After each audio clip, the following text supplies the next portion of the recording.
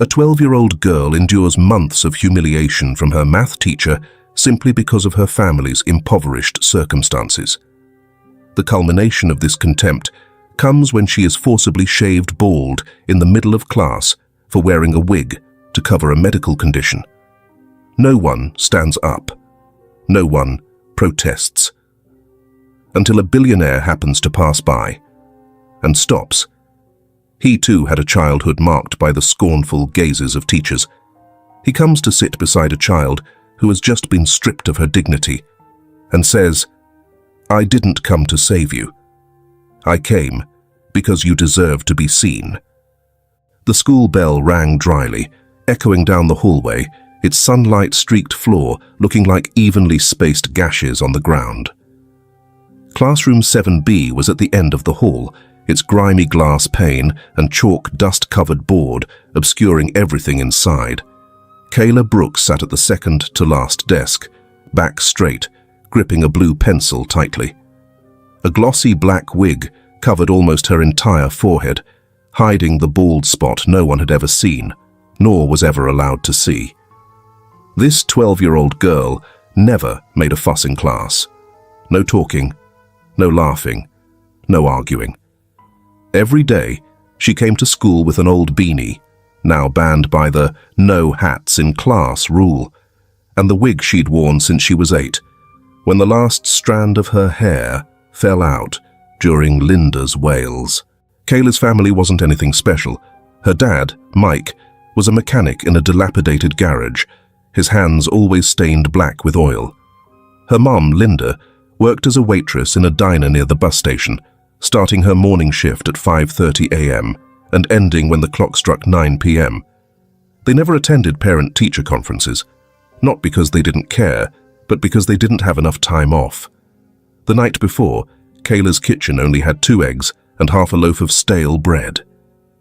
Linda fried the eggs with the last bit of oil in the bottle, her eyes glued to her phone screen, where the banking app displayed the balance. $3.17.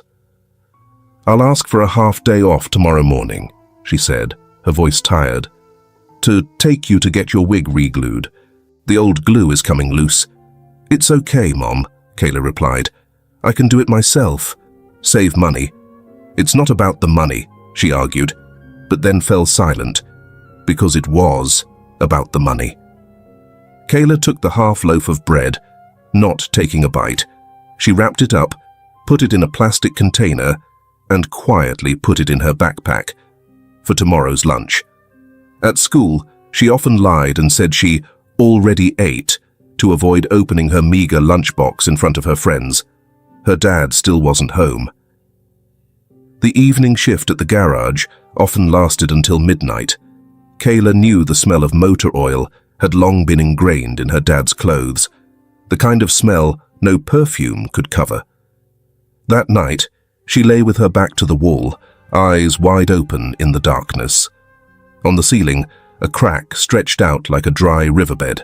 She could hear her mother coughing softly, her father tossing and turning in the living room, where the sofa was the only bed he could still use after his back surgery. No one complained. No one said the word difficult. But Kayla understood. Poverty was something that didn't need to be named to exist. Kayla Brooks. Margaret Pierce's voice, cold as ice falling on a table, snapped Kayla back to the present. All eyes in the class turned to her.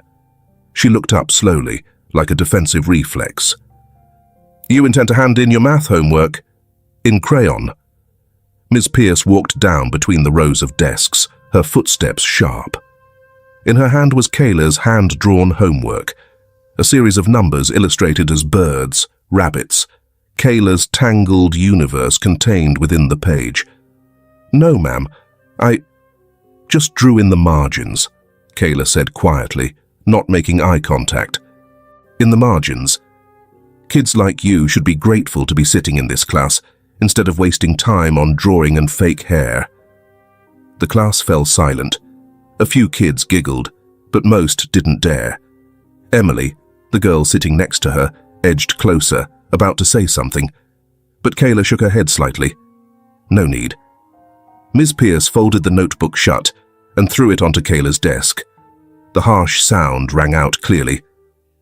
"Redo it tomorrow, in pen, no colors, and remember, this is math, not a fairy tale." No one spoke. Not even when Ms. Pierce turned and walked back to the teacher's desk, her stride as firm as someone used to crushing resistance. Class ended. The children rushed out as if freed, but Kayla remained seated. Outside, it started to rain lightly. The raindrops tapped on the window pane like someone knocking, patiently but hopelessly. Only she was left in the classroom, the desk silent, like a small trench in an invisible battle. She opened her pencil case and took out a red crayon, then stopped. Her hand froze in midair. Her eyes stared at the blank space on the page. The numbers, the birds, the shadows. The door creaked open. "Still here?" Ms. Pierce turned back, arms crossed, looking at Kayla from the doorway. Her eyes scanned the wig. "Next time, remember to glue it on tight. If that thing falls off during class," she smirked, half mocking, half threatening. "No one wants to see the truth, do they?" Kayla didn't answer. She just bowed her head. Her hand gripped the red pencil tightly. "Just like your mother. Those waitresses all like to pretend to be fancy, then go home and eat instant noodles. Heredity is easy to spot." "1 second, 2 seconds." Ms. Pierce waited for a reaction, but Kayla still didn't speak, didn't cry. She shrugged and left, her high heels clicking coldly on the floor. Kayla remained there, motionless. The red pencil lay between her fingers. She wasn't drawing anything, just staring at the blank paper in front of her. A moment later, Emily came back.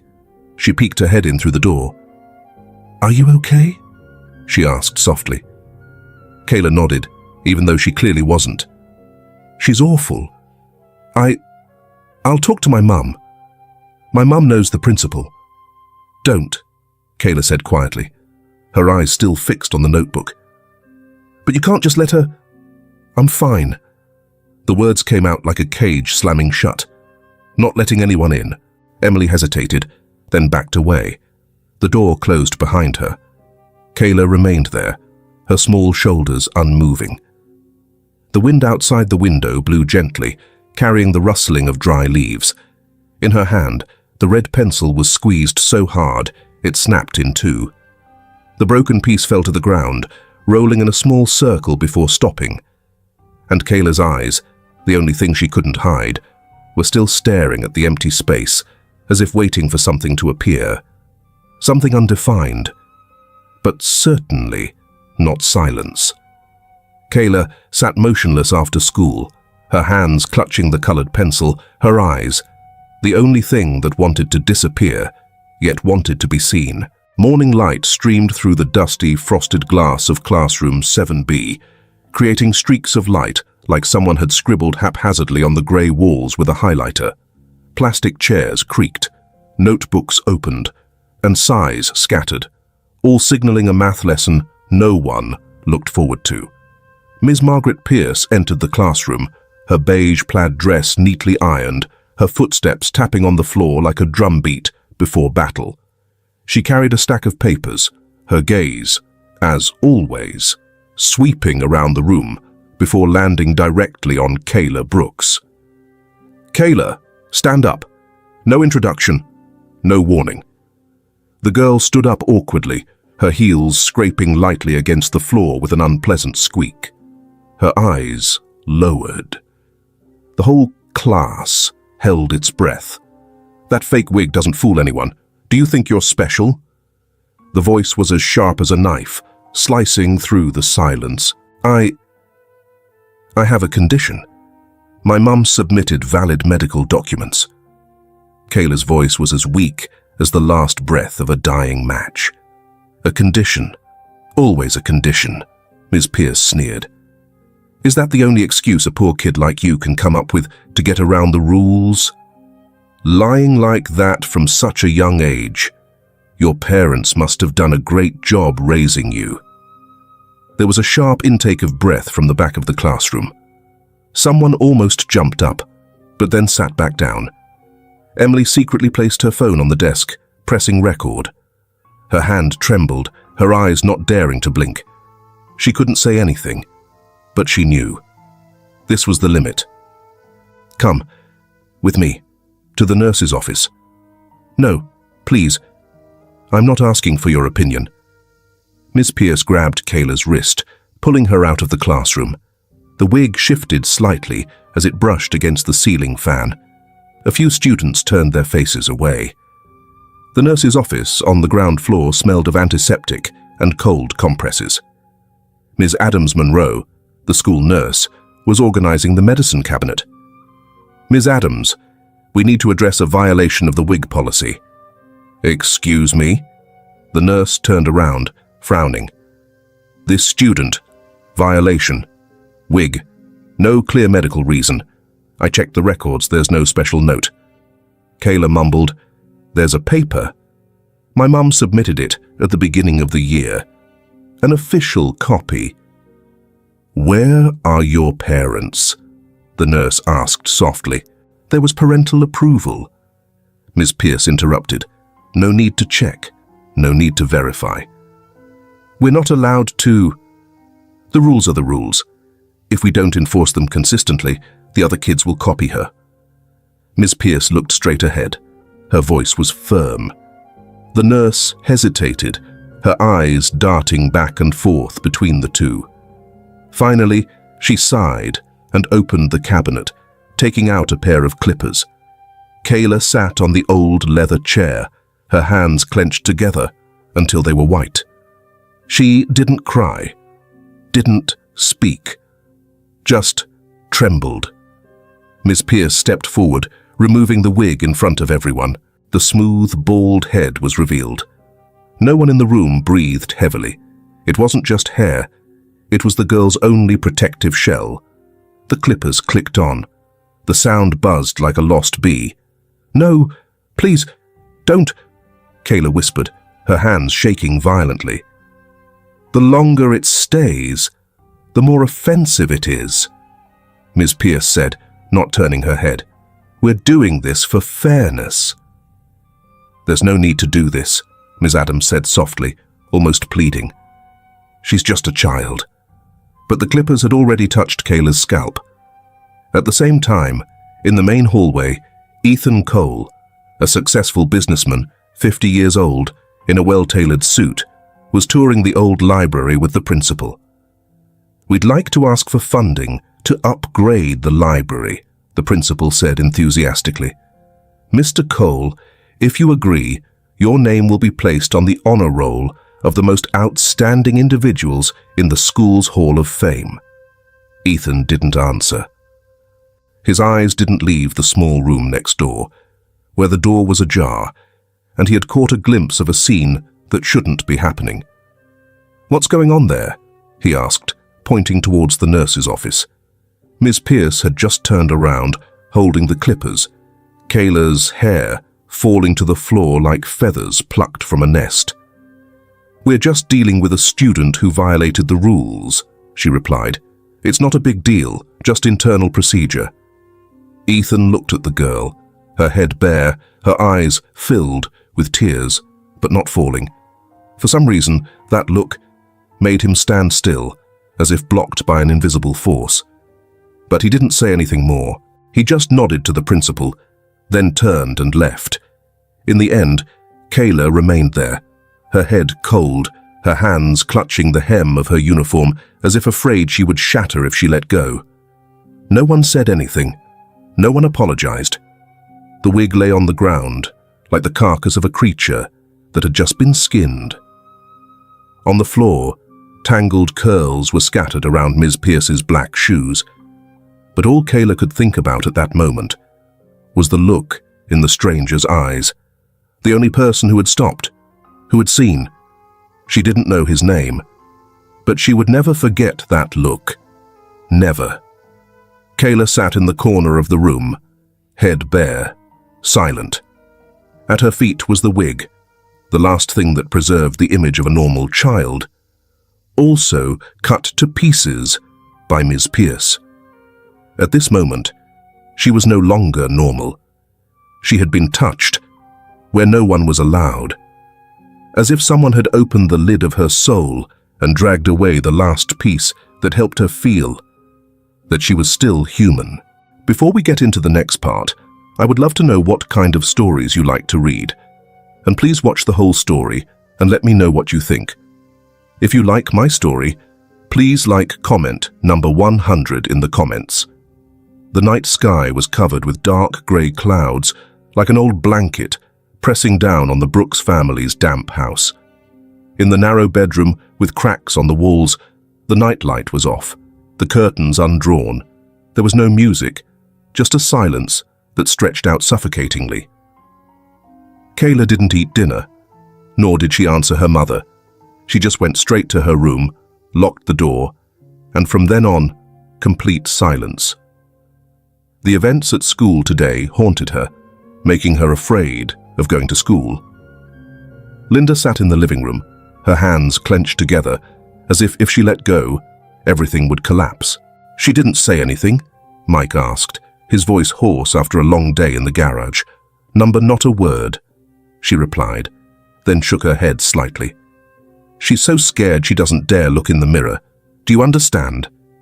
She should just be able to go to school like other kids," Mike said, then punched the wooden table hard. The sound echoed in the empty room. "Just go to school, Linda." But they both knew this world wasn't kind to imperfect children. At the same time, on the other side of town, Emily Johnson was sitting on the floor of her room, clutching her phone tightly. The screen lit up. The clip was only 28 seconds long. In the video, Ms. Pierce's voice rang out clearly. "A wig? Don't think you're special. You're poor, you lie. And that head is just something you're hiding your shame with." Kayla's face was bowed. Then the sound of the clippers turning on. The end was filmed blurry, but enough to see the wig falling and the eyes of a child who had just been stripped bare. "Nina, I don't know what to do anymore," Emily said to her sister, holding her old green phone, the screen scratched. Nina Johnson, a third-year law student, interning at a child rights organization, looked up from her laptop. "Is Kayla okay?" she asked, her voice softening when she saw her sister's face. Emily shook her head. "She's not saying anything, not even texting. Her hair was shaved off. Everyone's acting like nothing happened." Nina frowned. "Do you have evidence?" Emily opened her phone, pulling up the 28-second clip. "I filmed it secretly with the front camera. At the time, I knew if I didn't record it, no one would believe me." Nina sighed. "Send me this file." "What are you going to do?" "Wake up the conscience of a society that's playing deaf," Nina said, and her eyes at that moment were no longer those of a student, but of a sister who was seeing her sibling about to lose a friend. 10:34 p.m. Nina received the clip. It took her less than 3 minutes to hit post. The caption she typed was short and simple. "This is what's happening in a public school right in the middle of America. A girl is shaved in front of her friends just because of a wig, while the school has received complete medical records." Then she pressed POST. She didn't expect that one night later, everything would change direction. 4:56 a.m., only 6 hours after the post appeared. Nearly 40,000 shares, more than 15,000 comments. One user wrote, "It's not the hair that was shaved, but the self-esteem that was torn apart." Another, "Why does anyone think humiliating a child is education?" And a third, "If a teacher does this and only gets suspended for 1 day, then this system is rotten from the inside out." The next morning, the school issued a statement on its official website.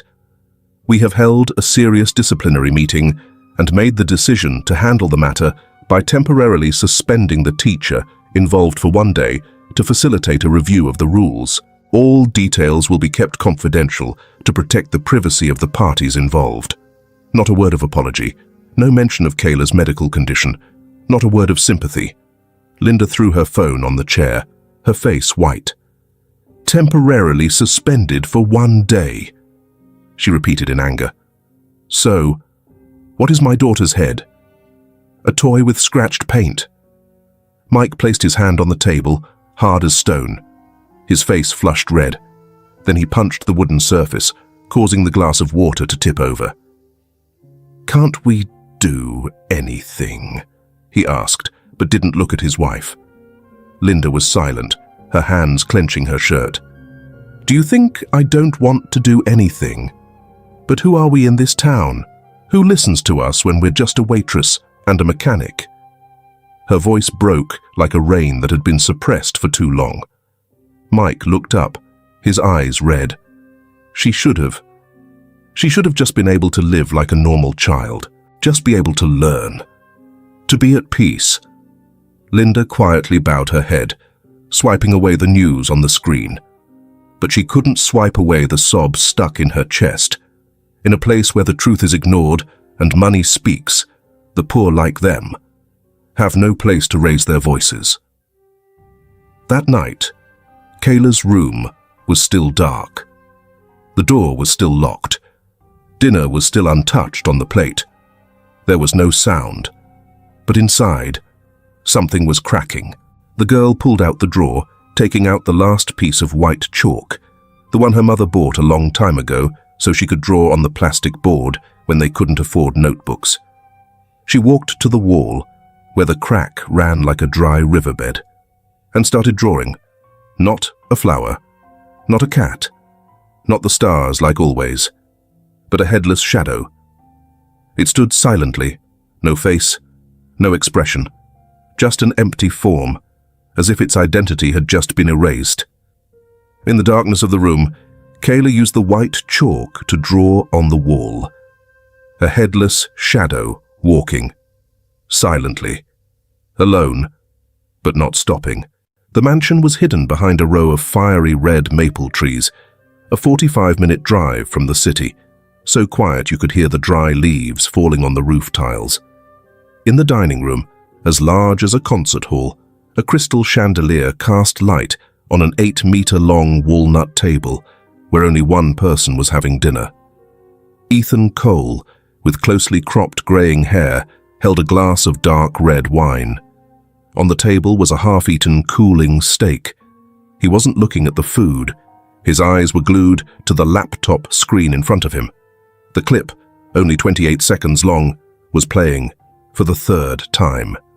The girl, the words, the clippers, the bone-chilling silence. The last time Ethan's hand trembled because of a video was when he signed the bankruptcy papers at the age of 24. But this time, he wasn't trembling with fear, but with memory. A dilapidated classroom in South Chicago 40 years ago. The smell of sweat, chalk and shame mixed into a thick atmosphere.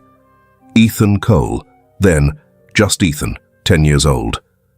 The child wearing a thick, worn sweater, khaki pants stained with mud. Every morning, he was made to sit at the last desk, to avoid affecting the aesthetics of the class.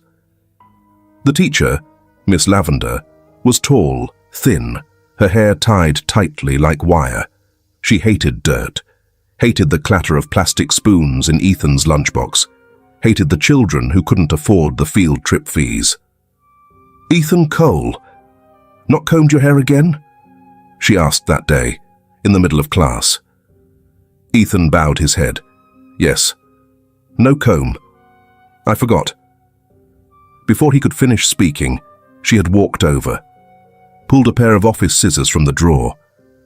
"I told you, hair must be neat." Then snip. One stroke. Hair fell on the desk like dead leaves. The whole class held its breath. Ethan stood still, not crying, not screaming, just cold. "Students here must be clean and tidy. If you don't meet the standards, go home." That day, Ethan was expelled for not meeting the standards. The image of that day, every word the teacher said, had followed him for a long time. Ethan left the dining table, leaving the untouched dinner behind. He went straight to his study, where expensive paintings and library design plans hung on both walls. He opened his phone. Principal Rosehill's name was already in his contacts. Just need to press. Just need to say the right words. I am the main donor. And everything would change direction. But he didn't call. He sat down in the leather chair, resting his elbows on the desk, his eyes looking out at the night window. That girl is me, he muttered. Just different. I was lucky to survive. He stood up, walked to the bookshelf, opened the secret drawer behind the file folder, took out an old photo. A bald boy standing in front of an orphanage. The corner of the photo was yellowed. Ethan gently stroked the photo. The boy's face had no smile. Only that look that was deeply imprinted in his memory. And just now, he had seen it again. On Kayla Brooks' face. The next morning, Ethan Cole left the mansion in a black Range Rover. No secretary, no warning, no media advisor, just a small gift box wrapped in simple white paper, no ribbon. After a sleepless night, he decided to go to Kayla's house. He didn't know where things would go, but in this moment, he just thought the girl needed help. After a 30-minute drive, the small houses on the edge of town gradually appeared. The fence was rotten, the garden was uncut. An old motorcycle leaned against the steps. Ethan got out of the car and knocked on the door 3 times. Mike Brooks opened the door. Dark circles under his eyes, a t-shirt stained with motor oil. Linda followed, her face as tense as if waiting for bad news. You are Ethan Cole. Not a journalist, not a politician. I just want to meet Kayla. 5 minutes. I think I can help her. Both parents looked at each other. She hasn't talked to anyone for days. Not eating. Not looking at anyone. I understand, Ethan replied. I used to be like that. The Brooks couple was silent. A luxurious, polite man was offering to help the daughter of a poor family. At first they intended to refuse, but Ethan's sincere eyes convinced them. Then Linda nodded slightly. Last room down the hall, but don't force her to talk. She's tired. Ethan nodded and walked inside. The room was small, the walls painted light blue, with a drawing in white chalk in the left corner. A human figure, headless, walking. Kayla was sitting on the bed, head bare, hugging a worn pillow. She looked up when he came in, her eyes wary, but not panicked. Ethan sat down on the plastic chair, not speaking immediately. He placed the small box on the table next to the bed. Nothing special, just some colored pencils. Kayla looked at the box, then at him, still not speaking. I used to have my hair cut, right in the middle of class. Also because of poverty, because I didn't meet the standards.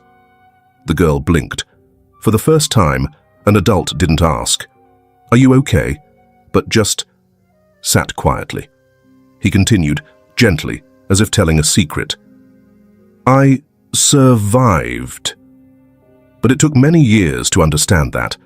Not everyone needs to be saved. Some people just need to be accompanied and believed in. Still silent. But Kayla's eyes drooped. Her hand loosened. The pillow fell to the floor. At that moment, the phone in his pocket vibrated continuously. Not a message from his assistant, not a work notification. Articles, comments, shares. Related to that short clip, social media was exploding.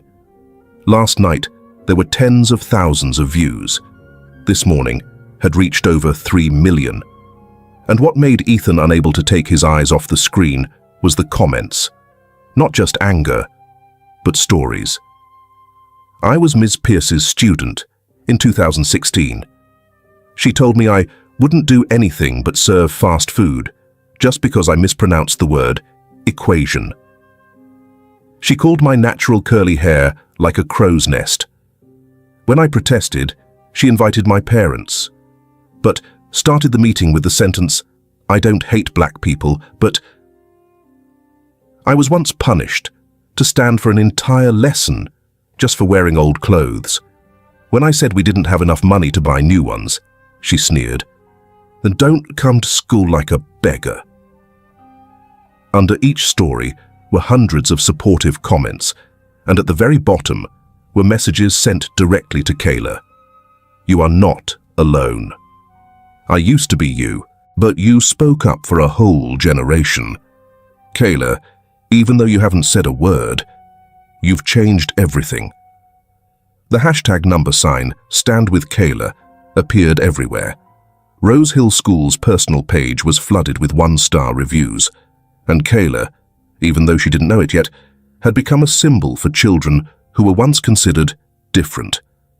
Ethan looked at the screen.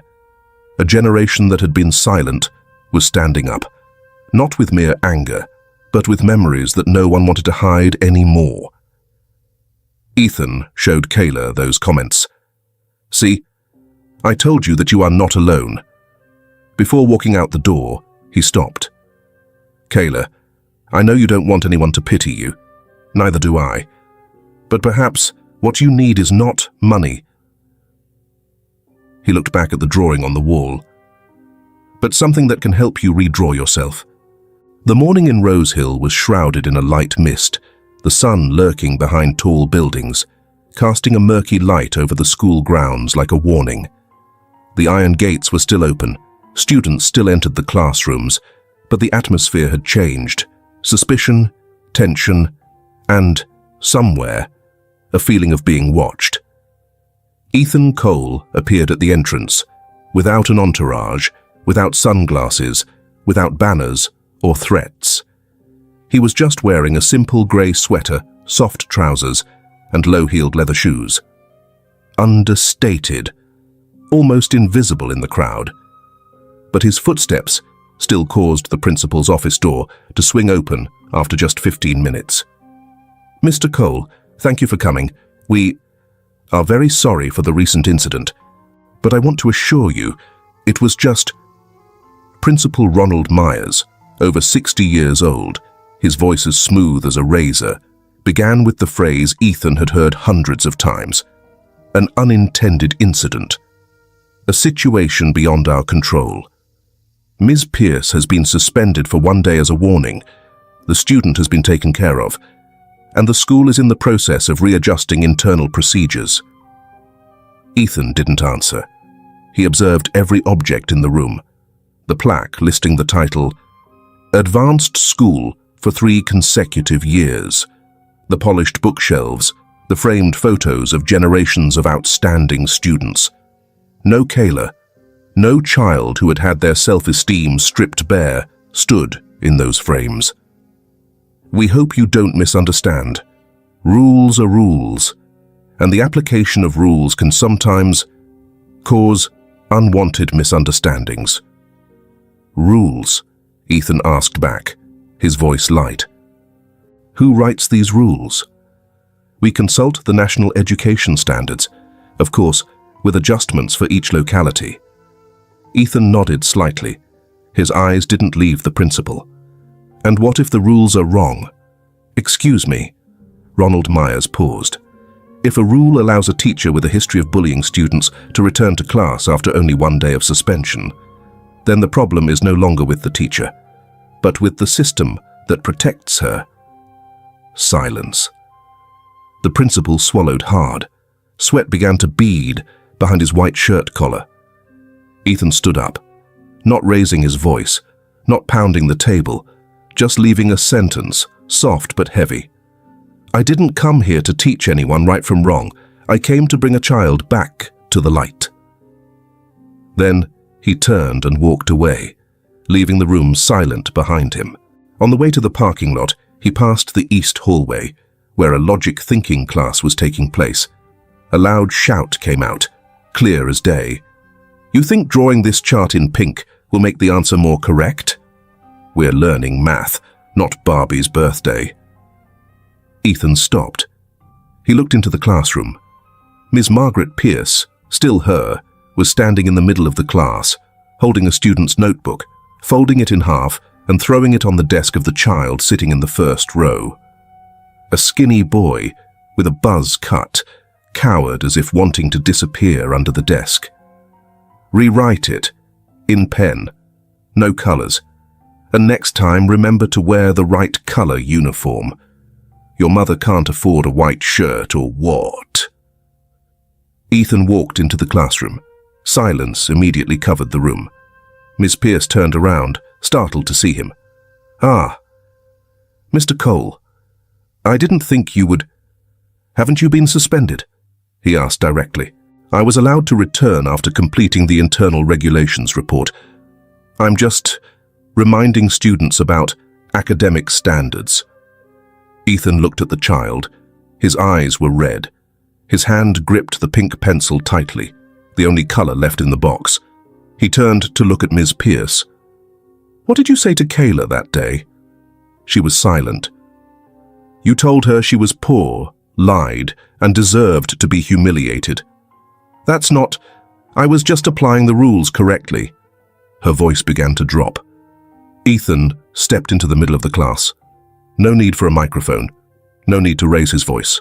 Anyone here who has ever been treated as if they are inferior to others because of their appearance, because of their family, because of their circumstances, remember, it's not your fault, and the silence of adults doesn't mean you're wrong.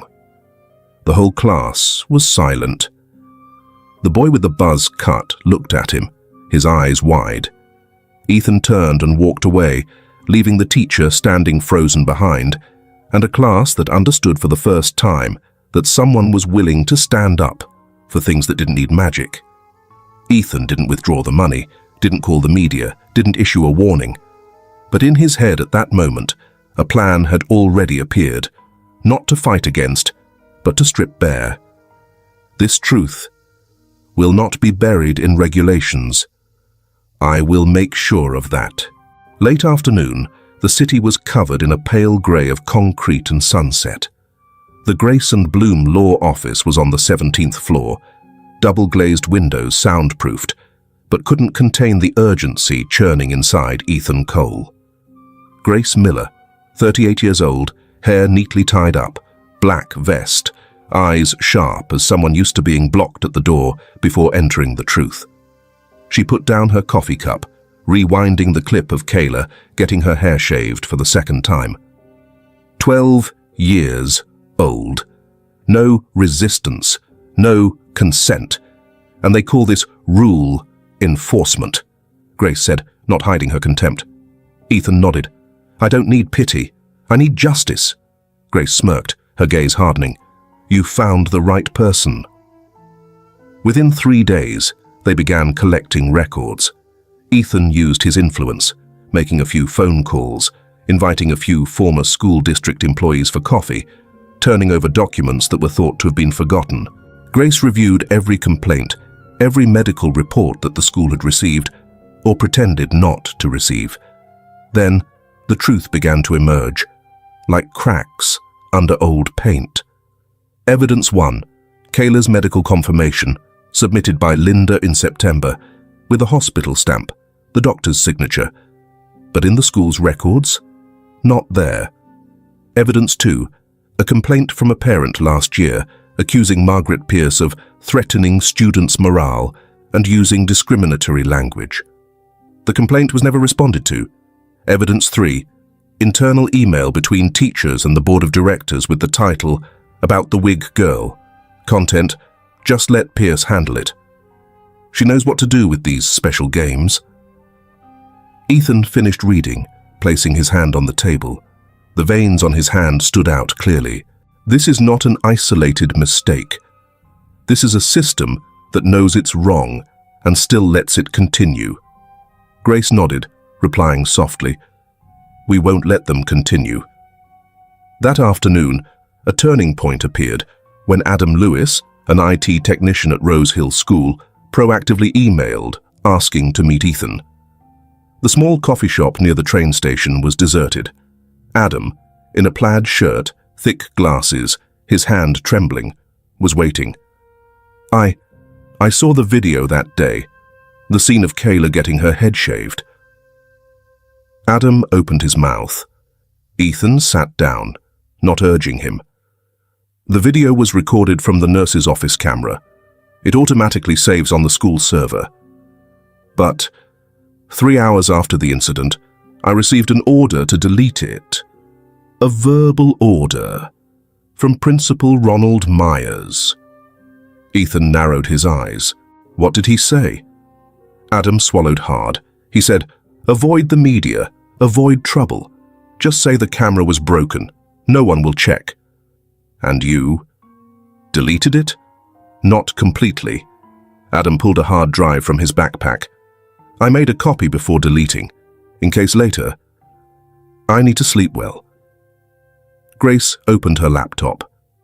Connected. The screen showed footage from a high angle. Kayla sitting motionless, the nurse hesitant, and Margaret Pierce, smirking before turning on the clippers. Ethan tightened his grip on the chair, and Grace muttered, "Nothing left to say. This is irrefutable evidence." The next day, the file was completed.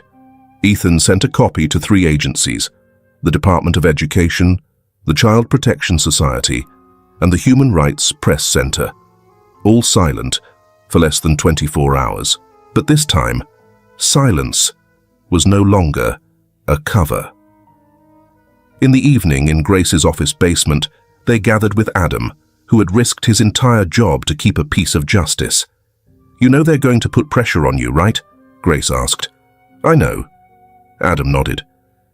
"I just don't want to ignore it anymore." Ethan looked at the young man in front of him. No power, no fame, just a piece of conscience still alive. He put his hand on his shoulder. Conscience doesn't need a monthly salary to act. Adam bowed his head, not saying anything, but his eyes were clearer than any thank you. On the screen, the image of Ms. Pierce smirking, her hand holding the clippers close to Kayla's scalp, a smiling face, while taking away a child's self-esteem. And in the dark office, Ethan only said one sentence, "Now let them explain to the whole world." The Central District Courthouse was nestled between 2 towering glass buildings, the morning sun shining obliquely through the windows like silent blades. Outside, reporters jostled in front of the gate, microphones raised, cameras swiveling with each person who entered. News of the incident at Rose Hill was no longer a viral status, but the main headline on national news. Headlines appeared constantly. Teacher forcibly shaving student sued. The truth behind a 28-second video. When silence is broken, the 12-year-old girl's legal battle that made the entire state pause. Art billionaire behind lawsuit for justice for children. From the New York Times to local news channels, everywhere was the image of Kayla, sitting with her head bowed in the classroom, and the face of Ms. Pierce paused in the frame, right when she pointed to the clippers. Ethan Cole sat in the waiting room, still in his simple grey sweater, but his eyes shone with the determination of someone who no longer only represented himself. 3 days ago, he had gone to the Brooks house, holding the lawsuit file. "We have evidence. We have witnesses, and now we need the family's consent," he said, looking directly at Mike and Linda. Linda was silent. "We just thought you were helping Kayla because you felt sorry for her. We didn't expect—" "Not because of pity," Ethan interrupted, "but because of respect." Mike nodded slowly, as if laying the first brick on a path he never believed he would step on. "She deserves to hear the court say, 'You're not wrong,'" he said. The lawsuit was quickly filed. The police intervened. Margaret Pierce was arrested at her home to assist with the investigation. She appeared calm, but maintained her contemptuous tone as she was escorted to the car. "She's a poor kid who wants to be famous. You think I'm scared?" The news spread. The image of the cold-as-steel teacher being handcuffed became the hottest topic in coffee shops, talk shows, and even classrooms. The first trial day in courtroom number 4. On the left was the prosecutor's table. Grace sat neatly, her eyes sharp as a scalpel. On the right was the school district's defense attorney, sweat beading behind his neck. The file thick, but his eyes unsteady. Margaret Pierce sat in the defendant's seat, her shoulders straight, her eyes glancing at everyone as if she still believed she was right. On the witness bench, Kayla was not present. Grace had decided, we don't need to drag a child out to be evidence of pain. Adults caused it. Adults take responsibility. The trial began. Grace stood up. We will prove that this is not an administrative error or disciplinary action. This is a systematic series of actions aimed at degrading a child's dignity, denying the right to be different, and denying humanity. The lawyer on the other side rebutted, his voice trembling.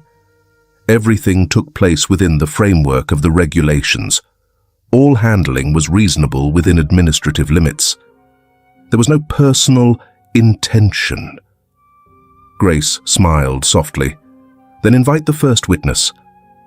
Nurse Monroe stepped onto the stand. A woman in her 50s, graying hair, her eyes looking at the floor. Each step seemed to carry an extra stone. Grace spoke softly. Ms. Monroe, what were you asked to do that day? I was asked by Ms. Pierce to assist in shaving a student's head. I protested, but you still did it? The nurse bowed her head. I was afraid of losing my job. I thought, if I didn't do it, they would find someone else. Grace looked at her, silent for a few seconds. You were forced, but silence cannot be an excuse. The entire courtroom was silent. Nurse Monroe burst into tears. I'm sorry. I haven't been able to sleep since that day. During the recess, Ethan was invited up, not as a donor or a millionaire, but as a witness. He stepped onto the stand, looking up at the jury. I used to be a child who was expelled from school for wearing a worn shirt, for not having money to cut my hair. I used to have my hair cut in the middle of class by the teacher because I was dirty. I know what that feels like. He paused, his eyes looking directly at Margaret Pierce, who was trying to maintain a cold face. But today, I stand here, not to tell a sad story. I stand here to judge those who have forgotten humanity, those who have chosen laws over conscience. They are not victims, and should not be teaching anyone. The courtroom was still silent, but this silence was no longer holding breath, but the echo of something no one could deny anymore. Outside, hundreds of people gathered in front of the court, not shouting, not holding banners. They stood still, each holding a colored pencil. On their chests was a small sign, I am Kayla. On the witness stand, Ethan did not shed tears. He just spoke slowly, each word falling onto the floor of the courtroom. Justice doesn't need tears, it needs memory. And today, we remember everything. Within just 3 days after the meeting at school, the entire lawsuit file was meticulously prepared. The lawsuit was signed by Kayla Brooks's family, with Grace personally named as the legal representative, and sent directly to the law office representing the Lincoln School Board, with a copy delivered directly to Margaret Pierce's hand. There was no prior warning, no time to maneuver. One Monday morning, Margaret received the thick, sealed envelope right at her desk, the printed words clear, matter concerning child rights violations, criminal and civil litigation records. At the same time, news of the lawsuit began to spread across social media.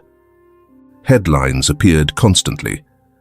Teacher forcibly shaving student sued, the truth behind a 17-second video. When silence is broken, the 12-year-old girl's legal battle that made the entire state pause. Art billionaire behind lawsuit for justice for children. From the New York Times to local news channels, everywhere was the image of Kayla, sitting with her head bowed in the classroom and Deborah's face paused in the frame right when she pointed to the clippers. Courtroom number 3, Fulton County Courthouse. That morning had no empty seats. People crowded in from the long hallway to the stairs, where sunlight streamed through the tall glass windows, illuminating faces full of anticipation and tension. Kayla Brooks entered between the rows of seats. Her head now had a short fuzz of hair. In her hand was still the familiar sketchbook tied with red thread. Not a weapon, not a shield, but a way for her to etch her name into the truth. Emily sat in the front row, holding Kayla's mother's hand. Shannon, her eyes tearing, but not trembling. Ben stood behind, back straight, his hand clenched tightly. Ethan Cole and Grace Yamada sat at the plaintiff's table. In front of them, a massive file and copies of all of Kayla's paintings, which had been coded into the evidence record. On the other side, Margaret Pierce sat in the defendant's seat. Her eyes were no longer arrogant. Only tired defensiveness remained, a person who knew that the tide was rising and she had retreated to the cliff edge. At exactly 9 a.m., the trial began. The old, silver-haired judge tapped the wooden gavel lightly. Today, we are not just considering an individual act. We are considering whether what a child experiences can be considered a truth that needs to be heard. Grace stood up. Her voice was soft, but each word was clear as a cut. Your Honor, my client, Kayla Brooks, is not here to complain. She is here to point out, with images, what adults have ignored. She walked over to Kayla, extending her hand. Can you come up to the witness stand? Kayla nodded. She walked slowly to the stand. No one urged her. No one pushed her. The sketchbook was still held in front of her chest. Grace asked, "What is your name?" Kayla Brooks. Her voice was small, but clear, no longer trembling. Do you want to recount what happened that day? Kayla shook her head, then opened her sketchbook. She didn't speak. Just gently, one page at a time, placed them on the easel that had been prepared. Painting 1. The girl stood alone in the classroom, her hair falling to the floor like broken leaves. Painting 2. The teacher's hand holding the clippers, no face, just a dark shadow. Painting 3. The students around bowed their heads. Their eyes were crossed out, as if they had been erased. Painting 4. A girl without a mouth, sitting on the floor, her hands hugging her head. Painting 5. An open doorway. Light shone in from outside, and a person was waiting on the porch, carrying a box of colored pencils. The entire courtroom was silent. Not a cough, not even the sound of journalists' keyboards. Grace walked over, asking softly, Kayla, if you could say one thing to her, just one thing, what would you say? Kayla looked up. Her eyes looked straight at Deborah. Not angry, not afraid, not resentful, just confrontation. Then she said, each word as if painting with words, "You couldn't steal my voice." The whole room went silent. I was just keeping it, waiting for the right moment. Below, Emily burst into tears. Ethan turned away to wipe his glasses. Shannon clutched her husband's hand tightly, and Ben nodded slightly, as if he had just heard his daughter return after a long sleep. Grace turned to the judge. Your Honor, perhaps that is all that needs to be heard. 1 hour later. On local news channels, people began to broadcast excerpts from Kayla's statement. Social media was full of drawings, shares. The saying, "I was just keeping it tweety," waiting for the right moment, was quoted thousands of times. In the courthouse hallway, a group of high school students posted large prints of Kayla's paintings. On each painting was the hashtag, #, keeping it to speak up. Ethan stood watching, saying softly to Grace, "The verdict of the law may come late, but justice today has been seen." Grace nodded slightly, and this time, no one can tear it away again. Light from the tall window poured straight down onto the witness stand like a gentle spotlight. The atmosphere in the courtroom that day was thick, not because of noise, but because of a weight that had lasted for weeks and was about to be spoken into words. The wooden door on the left swung open. Kayla Brooks walked in. The 12-year-old girl, much smaller than the image that had appeared in the press. Her head was wrapped in a blue scarf, neat and firm, like a silent crown. All eyes were on her. There was no applause. No one whispered, just a nameless wave of emotion flowing through the entire room. Kayla was guided to the witness stand. Her steps were light, but steady. Her hands were slightly shaking, but her eyes straight and bright. She sat down. The microphone was adjusted lower. In front of her was the lawyer, Grace. "Kayla," Grace said softly, "you don't have to say anything if you don't want to." The girl nodded. 1 second. 2 seconds. Then she began. "I don't remember exactly what day it was," Kayla said, her voice small but clear with each word. "I just remember when she pulled me up.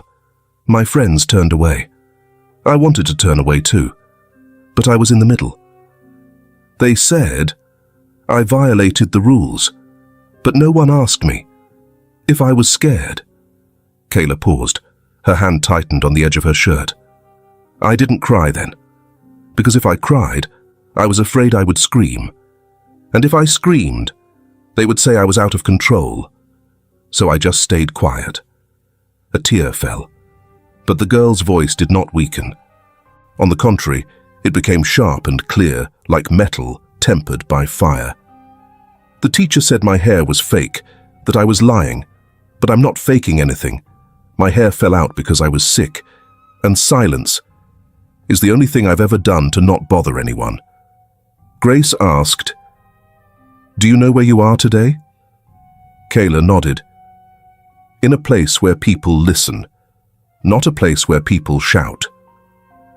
The school district's lawyer stood up, intending to object, but was stopped by the presiding judge, raising his hand.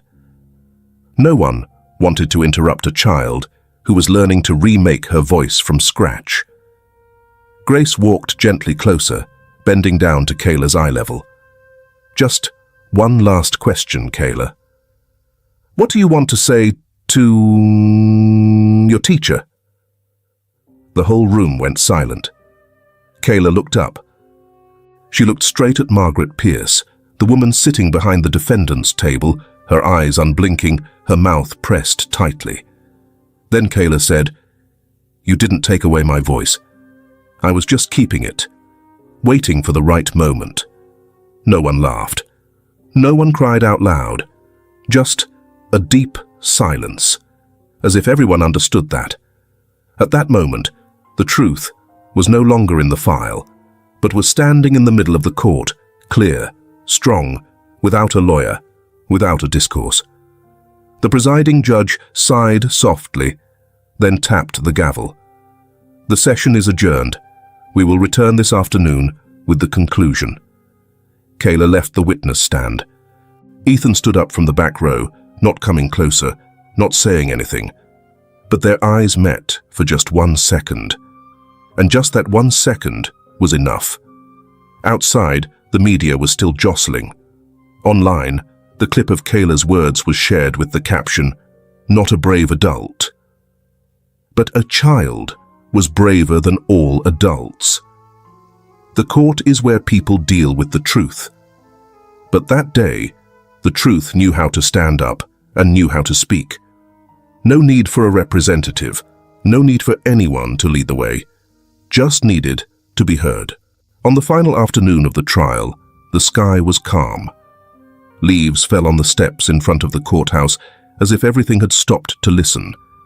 Inside the courtroom, light from the ceiling shone down on the jury box. where 12 people were holding in their hands what this entire town had silently avoided for too long: justice. Kayla sat next to her mother, her small hand clutching Linda's. Ethan sat behind, his hand resting lightly on the back of the chair, his eyes fixed on the judge's stand. The presiding judge entered. The tap of the gavel rang out, decisively.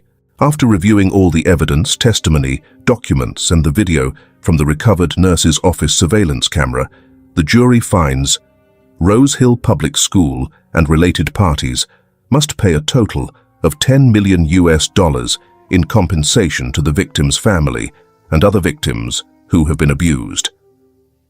Defendant Margaret Pierce is arrested immediately in court with additional charges from 4 other witnesses related to insulting behavior, abuse of power, and causing serious psychological harm in the years 2015 to 2021.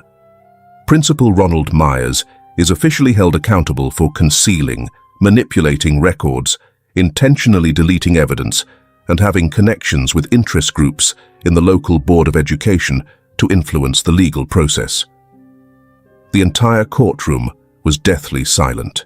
Kayla said nothing, but her lips pressed lightly, for the first time, not to endure, but to hold back a smile that was overflowing. Immediately after the verdict, Margaret Pierce jumped up, yelling, "I didn't do anything wrong. It's all staged. She is just a pitiful child who needs attention." But this time, no one turned away. No one bowed their heads to avoid.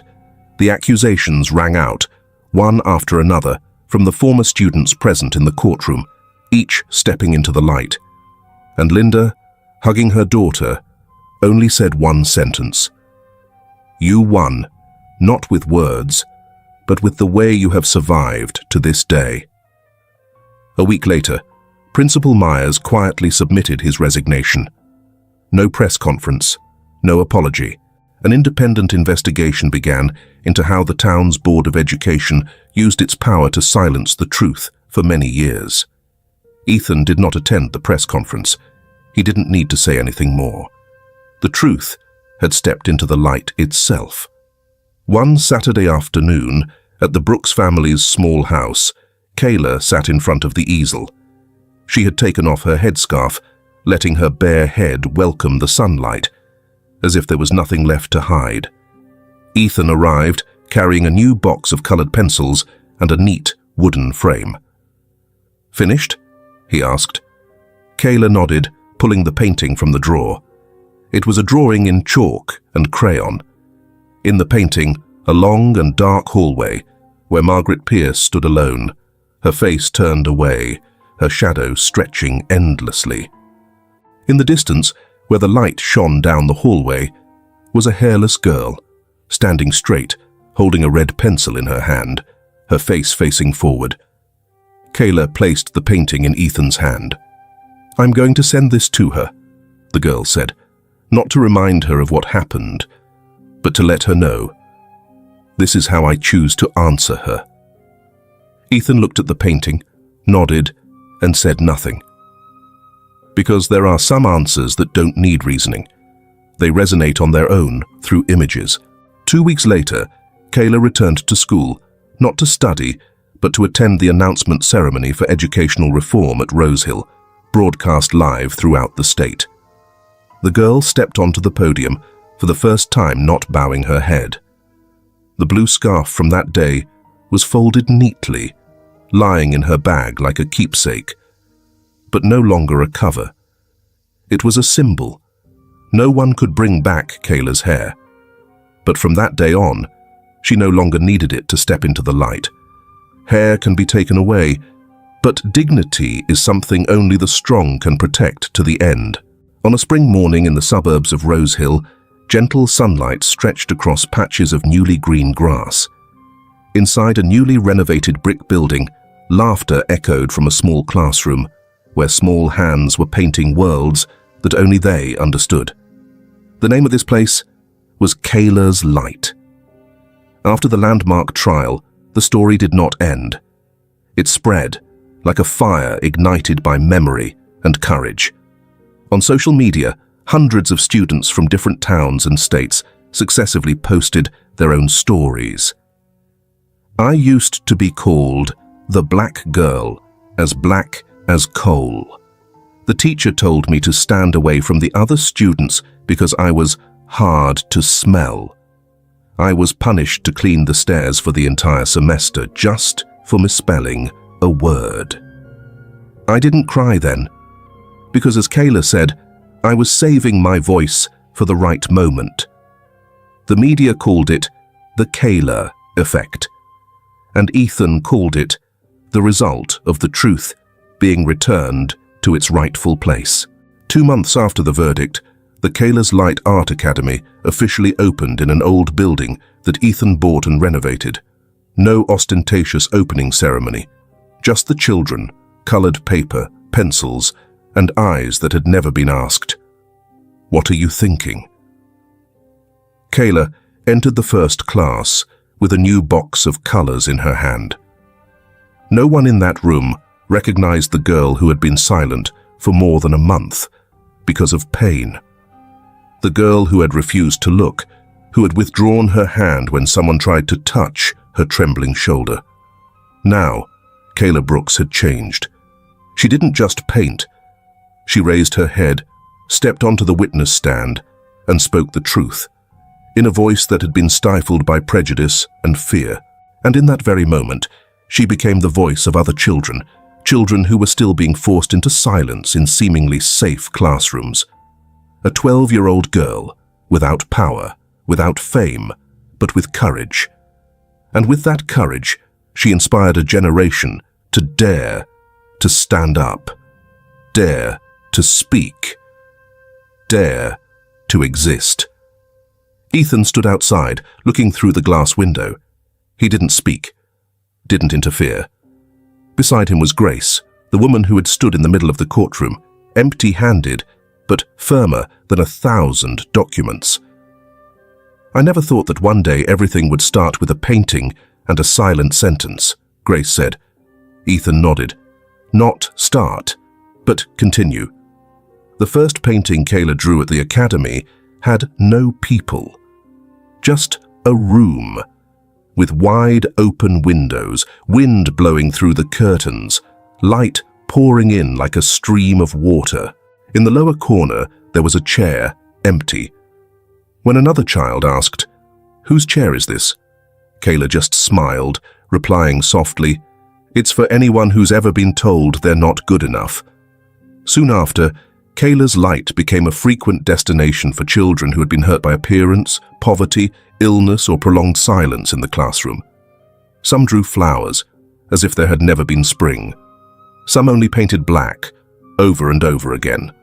And Kayla didn't correct, didn't tell the others to redo it. She just said, sometimes drawing dark colors is a way to not be dark inside. That night, Kayla sat alone in the drawing room.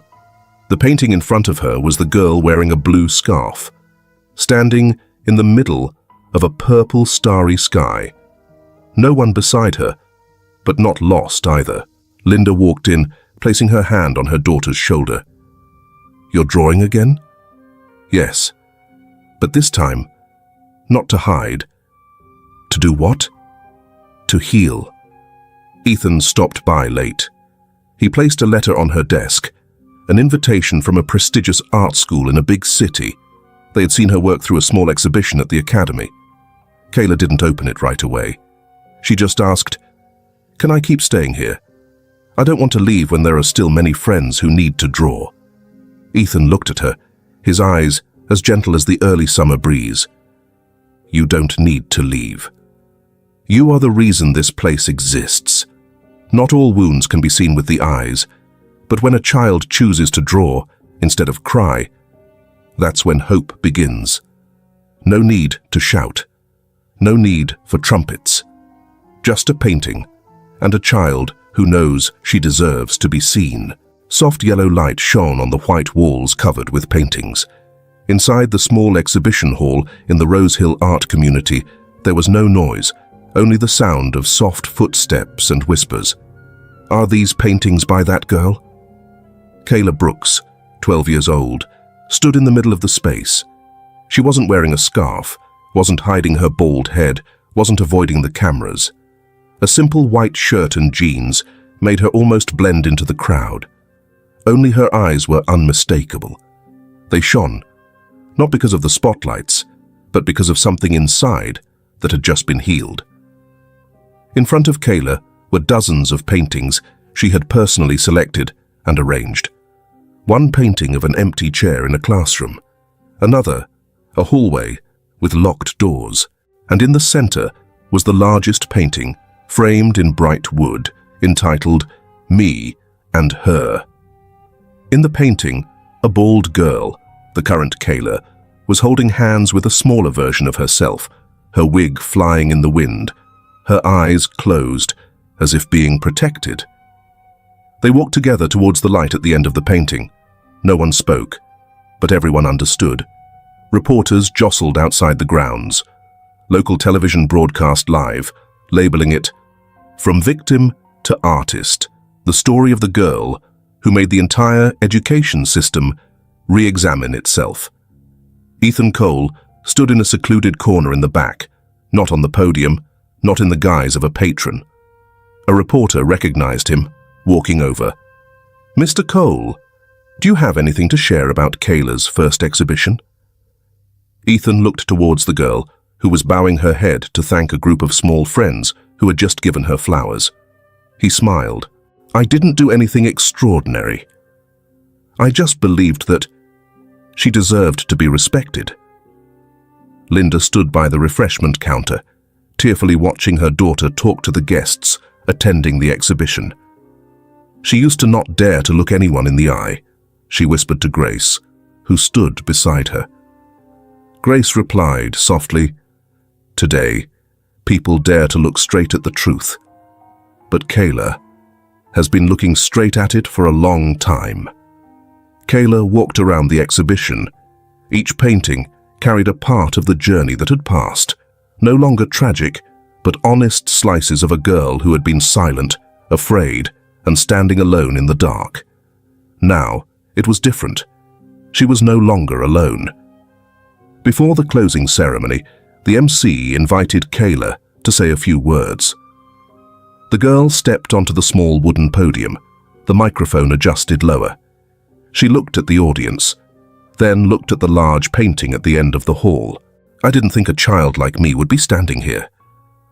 I used to think silence was a way to not get hurt. But being silent for too long, people think you don't exist. I draw, not to be an artist, but to say to myself, I have nothing to hide anymore." No one in the audience moved. Even the lights seemed to soften, just to illuminate that small face. At the end of the exhibition, when everyone had left, Kayla quietly stood alone in front of the painting, Me and Her. Ethan approached, standing beside her, no questions, no empty praise, just one sentence. "You've brought that little girl out of the darkness." Kayla nodded. Her eyes didn't leave the painting, because she didn't deserve to be left behind. No one deserves to be left behind. The bald girl who had her hair shaved off in the middle of class had now redrawn herself and stepped out of the painting with a firm stance. And perhaps this world will be better if every poor child knows that they are valuable, just because they are themselves. Kayla's story is not just about a shaved head, but about self-esteem, courage, and the right of every child to be themselves, whether poor, different, or silent. It reminds us that silence doesn't mean there's no voice, and wounds that can't be seen are the ones that need to be heard the most. So if it were you, what would you choose? Continue to judge, or learn to listen to a child just because she deserves it?